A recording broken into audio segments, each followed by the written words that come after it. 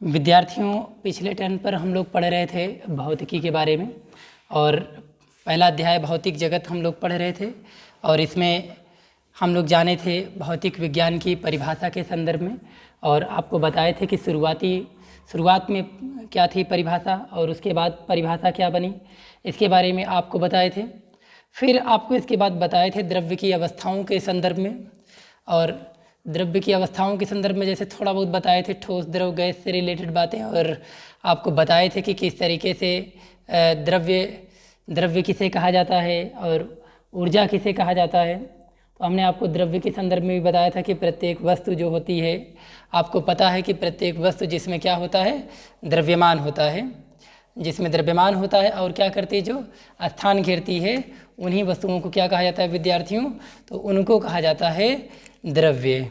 और द्रव्य की कुछ खासियत होती है, जैसे आप जानते हैं कि प्रत्यक्ष या अप्रत्यक्ष रूप से हम क्या कर सकते हैं, इनका अनुभव कर सकते हैं, अपने ज्ञानेंद्रियों के माध्यम से इनका क्या कर सकते हैं विद्यार्थियों, इनका अनुभव कर सकते हैं। इसके बारे में पढ़े थे। फिर आपको बताए थे ऊर्जा के संदर्भ में कि कोई भी वस्तु है उसमें जो भी कार्य करने की जो क्षमता होती है उसी को क्या कहा जाता है विद्यार्थियों, उसी को ऊर्जा कहा जाता है।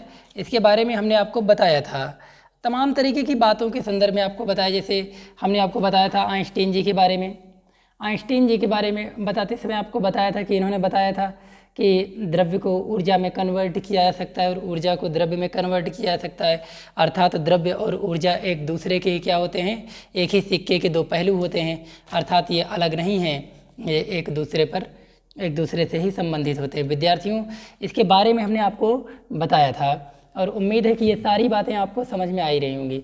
फिजिक्स विद्यार्थियों काफ़ी इसमें रोमांच है, हम लोग इसको बहुत अच्छे से और आराम से मज़े के साथ पढ़ेंगे, किसी तरीके कोई समस्या का सामना नहीं करना पड़ेगा। विद्यार्थियों, बस आपको धैर्य बनाने की आवश्यकता है। इसी फिजिक्स के अंतर्गत बहुत सारी टॉपिक्स पढ़नी पड़ती है, जैसे यांत्रिकी पढ़नी पड़ती है आपको। यांत्रिकी क्या होती है विद्यार्थियों,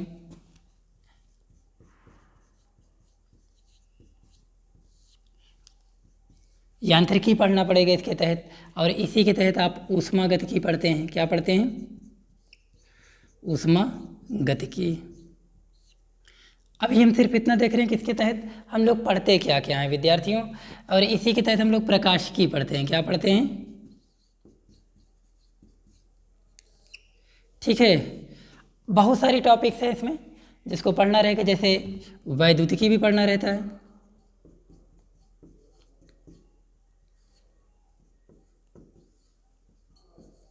इस तरीके से आपको तमाम तरीके के टॉपिक्स पर बात करना रहेगा और आप लोग इसको पढ़ेंगे, समझेंगे, जानेंगे क्या होता है ये। इस पर बहुत सारी बातें हैं जो हम करेंगे। विद्यार्थियों, आपको बता दें इसके बारे में, सबसे पहले यांत्रिकी को शुरुआत करते हैं कि आखिर यांत्रिकी क्या होती है, मैकेनिक्स क्या होती है। विद्यार्थियों, यांत्रिकी के संदर्भ में बात किया जाए तो इसमें द्रव्य के नियमों का अध्ययन किया जाता है। द्रव्य के नियमों का मतलब क्या होता है कि द्रव्य के नियमों का मतलब जिसमें किसके बारे में अध्ययन किया जाए, जिसमें पढ़ा जाए। देखिए, यांत्रिकी हम आपको पढ़ा रहे हैं, आपको बताना चाहते हैं कि यांत्रिकी क्या होती है। तो विद्यार्थियों, यांत्रिकी के बारे में अगर बात किया जाए तो इसमें ठोस है, द्रव है, गैस है, इसी के बारे में क्या किया था विद्यार्थियों, अध्ययन किया जाता है। ठीक है, इसमें कुछ अलग नहीं पढ़ना पड़ता है, इसमें पढ़ना पड़ता है द्रव्य के बारे में। द्रव्य के जो नियम बने हुए हैं उन नियमों का अध्ययन करना पड़ता है। किसमें अध्ययन करना पड़ता है, तो यांत्रिकी में। ठीक है, यांत्रिकी न्यूटन, आप लोगों ने न्यूटन का नाम सुना है, बहुत अच्छे सुना है, आप सभी लोग जानते हो। तो यांत्रिकी न्यूटन के गति के नियम तथा गुरुत्वाकर्षण के नियम पर आधारित है। ठीक है, यांत्रिकी दो ही चीज़ों पर आधारित है, एक तो किस पर आधारित है, न्यूटन के गति के नियम। किस पर आधारित है ये, तो न्यूटन के गति के नियम पर। और किस पर आधारित है ये, तो गुरुत्वाकर्षण पर आधारित है ये।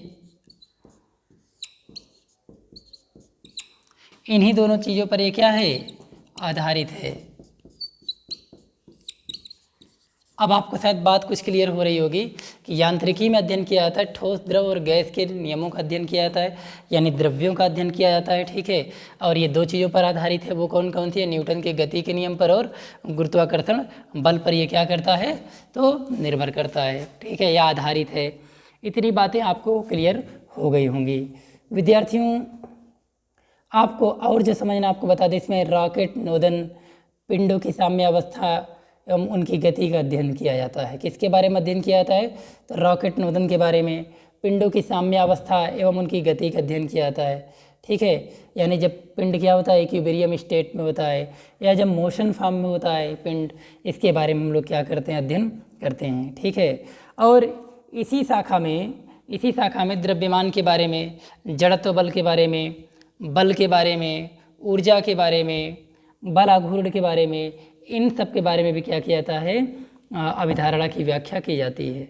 मतलब क्या है, आपको बता दें कि यांत्रिकी में क्या क्या पढ़ना पड़ता है। जैसे हमने आपको बताया कि यांत्रिकी में द्रव्यों के नियमों का अध्ययन किया जाता है, अर्थात ठोस, द्रव, गैस के बारे में पढ़ा जाता है। और हमने आपको बताया कि ये आधारित किस पर है? ये आधारित है, याद रखिएगा, न्यूटन के गति के नियम पर और गुरुत्वाकर्षण के नियम पर ये आधारित है। विद्यार्थियों, इसके बाद हमने आपको बताया कि इसमें नोदन रॉकेट है। ठीक है, और पिंडों की साम्यावस्था और उनकी गति का अध्ययन किया जाता है। और इसी शाखा में हमने आपको बताया कि जैसे द्रव्यमान के बारे में है, जड़त्व के बारे में है, ठीक है, बल आघूर्ण के बारे में है, शक्ति के बारे में है, आदि भौतिक राशियों का क्या किया जाता है?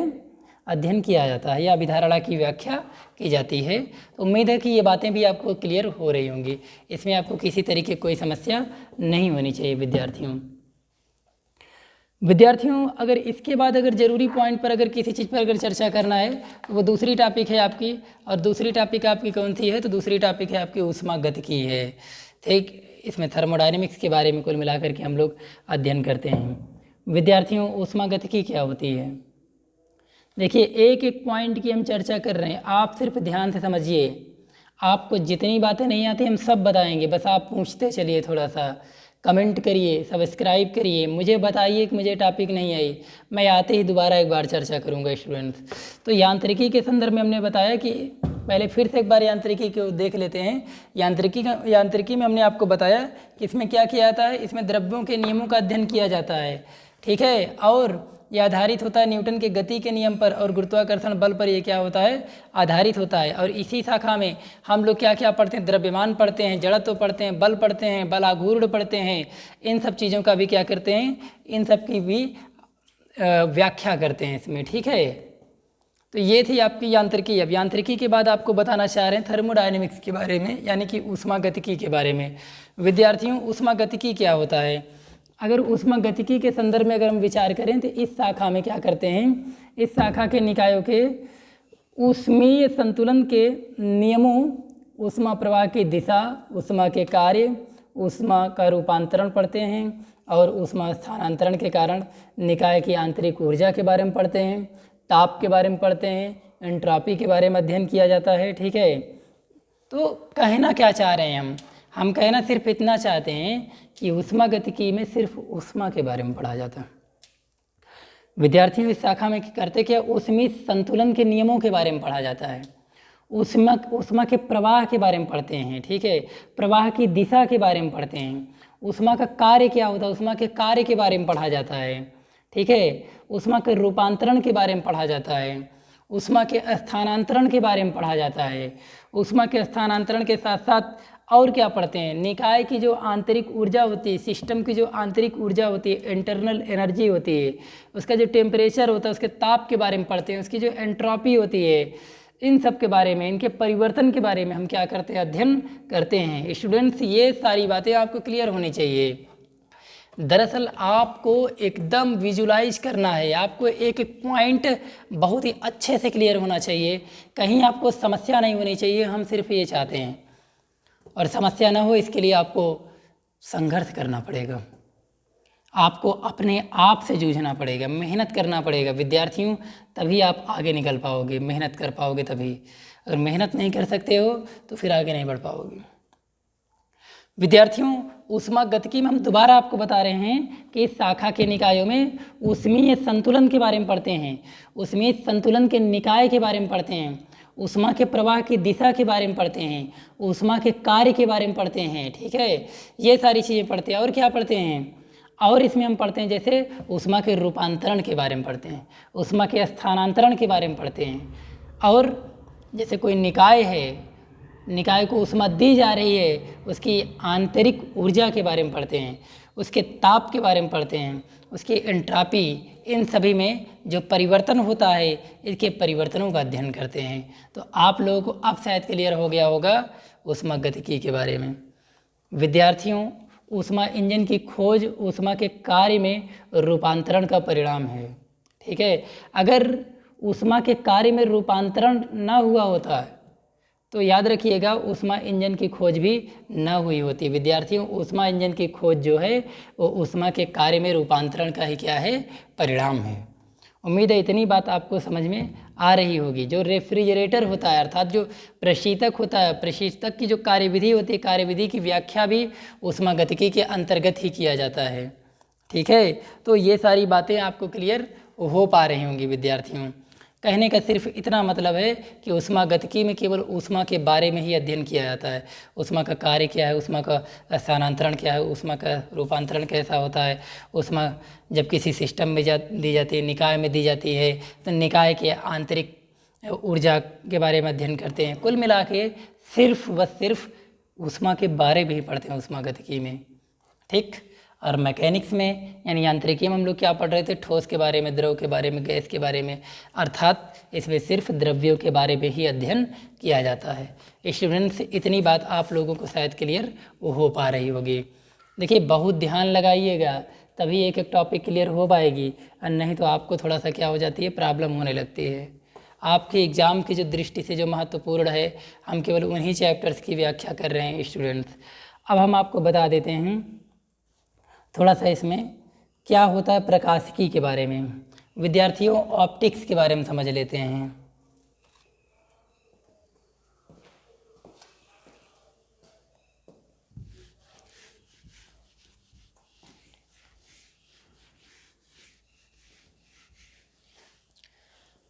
अब हम लोग इस तीसरी टॉपिक की चर्चा करने चल रहे हैं, किसकी,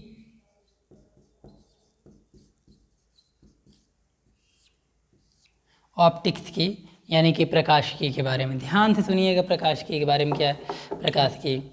अब प्रकाश जैसा कि नाम से ही क्लियर हो रहा है, इसमें किसका अध्ययन किया जाएगा। इस शाखा के अंतर्गत हम लोग क्या करेंगे, विभिन्न वस्तुओं के, ध्यान समझिएगा, यानी प्रकाश पर आधारित घटनाओं का अध्ययन किया जाएगा इस शाखा में। अब प्रकाश पर आधारित घटनाएं कौन कौन सी होती हैं, जैसे आप हाई स्कूल में पढ़ के आए, प्रकाश का परावर्तन, प्रकाश का अपवर्तन, प्रकाश का विवर्तन, ये सब पढ़ करके आए हैं ना। तो विद्यार्थियों, यही है प्रकाशिकी में क्या किया जाता है कि प्रकाशिकी में अर्थात इस शाखा में प्रकाश पर आधारित घटनाओं जैसे परावर्तन, जैसे अपवर्तन, जैसे विवर्तन, जैसे व्यतिकरण, ठीक है, इन सब चीज़ों के बारे में हम लोग क्या करते हैं, इसी शाखा में अध्ययन करते हैं। एकदम सामान्य सी बात है। प्रकाशिकी में प्रकाश के बारे में, ऊष्मागतिकी में ऊष्मा के बारे में, और यांत्रिकी में द्रव्यों के बारे में। ठीक है विद्यार्थियों, फिर से एक बार क्लियर कर लेते हैं प्रकाशिकी में किसका अध्ययन किया जाता है। तो प्रकाशिकी में अध्ययन किया जाता है जैसे परावर्तन की, जैसे अपवर्तन की, जैसे विवर्तन पर हम लोग विचार करते हैं, और साथ में व्यतिकरण के बारे में भी पढ़ते हैं। और क्या पढ़ते हैं, विभिन्न वस्तुओं की जो पतली फिल्में होती हैं। पतली फिल्मों का मतलब विद्यार्थियों, यहाँ पर फिल्म कोई पिक्चर से संबंधित नहीं है, यहाँ पर कोई अजय देवगन वगैरह की जो मूवी है उससे संबंधित नहीं है। यहाँ फिल्म का मतलब है पतले, जैसे पतली परतें होती, जैसे आप देखते होंगे साबुन के बारे में, तो साबुन की क्या होती है, पतली परतें होती हैं, ठीक है ना, तो इसको फिल्म बोला जाएगा। विद्यार्थियों, विभिन्न वस्तुओं की पतली फिल्मों के रंगों का जो होता है कारण, रंगों का कारण हो गया जैसे, और क्या हो गया, जैसे इंद्रधनुष का बनना हो गया। ये सारी चीज़ों का अध्ययन हम क्या करते हैं, प्रकाशिकी के दरमियान करते हैं। तो प्रकाशिकी के दौरान याद रखिएगा, तो वस्तुओं एवं पतली फिल्मों के बारे में भी इसमें जानना चाहते हैं हम, और इंद्रधनुष का बनना इसमें अध्ययन करते हैं, प्रकाश के परावर्तन का भी इसमें अध्ययन करते हैं, प्रकाश के अपवर्तन का भी इसी में अध्ययन करते हैं, प्रकाश के विवर्तन का भी इसी में अध्ययन करते हैं, और प्रकाश के व्यतिकरण का भी इसी में अध्ययन करते हैं। तो विद्यार्थियों, प्रकाशिकी में इतनी सारी चीज़ों के बारे में हम लोग क्या करते हैं, पढ़ते हैं। और विद्यार्थियों, किस में क्या पढ़ना है ये तो हमें आना ही चाहिए।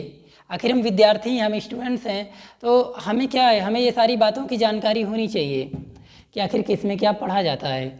अगर आपको नहीं क्लियर हो रहा तो हम लिख दे रहे हैं, कोशिश किया करिए कि सुनकर के ही क्लियर कर लीजिए। हम इसमें बताएं कि प्रकाश का परावर्तन समझेंगे। इसमें हम लोग पढ़ते हैं प्रकाश का परावर्तन, और इसमें किसका अध्ययन किया था, प्रकाश का अपवर्तन, और इसमें क्या अध्ययन करते हैं, प्रकाश का विवर्तन, और इसमें क्या अध्ययन किया जाता है, प्रकाश का व्यतिकरण।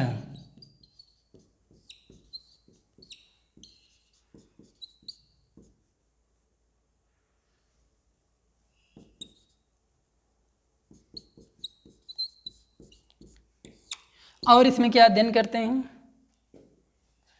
जैसे फिल्मों के बारे में, वस्तुओं की या बुलबुलों की पतली फिल्मों के बारे में। इतनी बात क्लियर हो रही कि नहीं? तो ये सारी चीज़ें हम प्रकाशिकी के अंतर्गत पढ़ते हैं, ठीक है।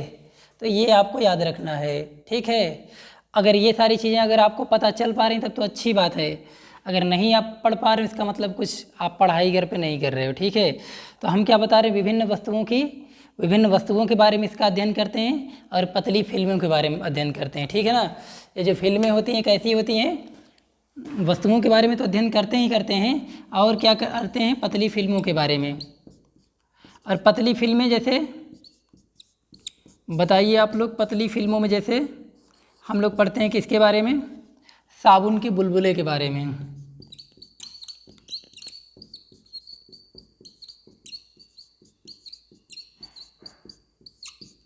जैसे इंद्रधनुष का बनना।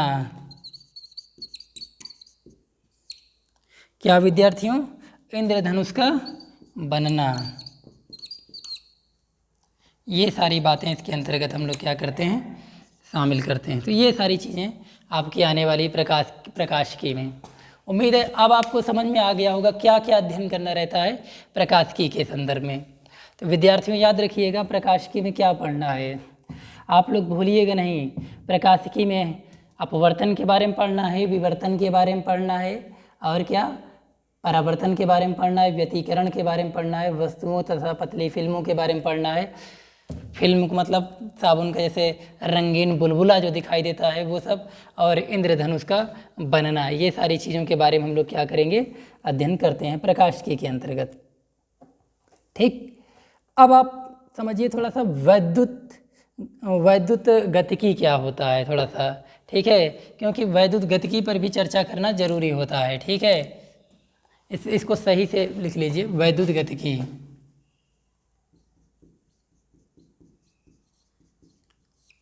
तो अगली टॉपिक हमारी यही रहेगी कि वैद्युत गतिकी क्या होता है। चलिए देख लेते हैं वैद्युत गतिकी के बारे में। ये सारी चीज़ें इम्पॉर्टेंट है आपके लिए, आप लोग इसे अपनी कॉपी पर लिख लिया करिए, जो लिखाया करें या जो बोला करें वो भी आप लोग लिखा करो, आपके लिए इम्पॉर्टेंट होता है वो, ठीक है। अगली टॉपिक पर हम व्याख्या करने चल रहे हैं कि आखिर वैद्युत गतिकी क्या होता है।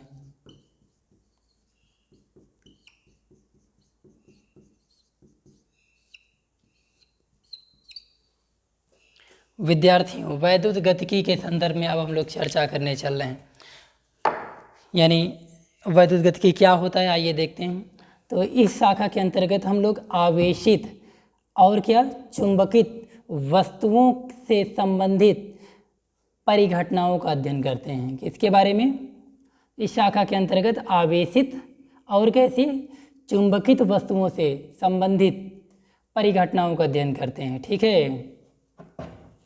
हम लिख दे रहे हैं, नहीं आप लोग जो है तो क्लियर ना कर पाएंगे, आपको दिक्कत हो जाएगी।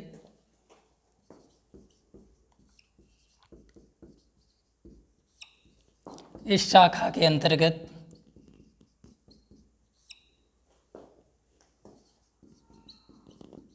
वस्तुओं के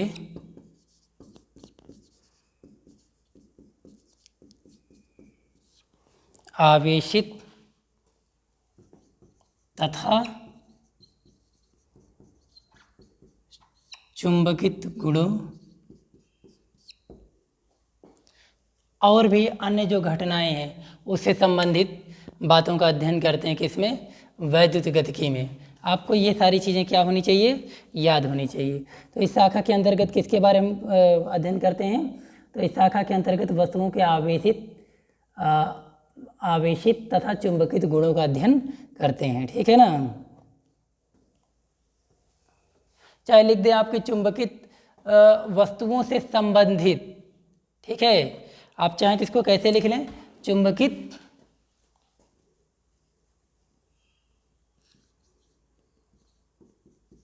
गुणों से संबंधित।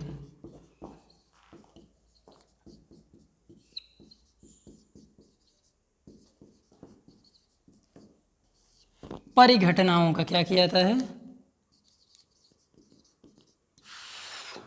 परिघटनाओं का अध्ययन किया जाता है। अब बताइए आपको कहाँ से कठिन लग रहा है। केवल दो ही बात पर आप लोग जोर दीजिएगा यहाँ पर। एक तो हम बोल रहे हैं आवेशित और एक बोल रहे हैं आपके समक्ष चुंबकित। दो ही बातें हैं जो आपके लिए ज़्यादा ज़रूरी हैं, ठीक है। तो कुल मिलाकर के वैद्युत गतिकी में किसके बारे में पढ़ते हैं, तो आवेशित और चुंबकित वस्तुओं से संबंधित घटनाओं के बारे में क्या करते हैं, चर्चा करते हैं, ठीक है।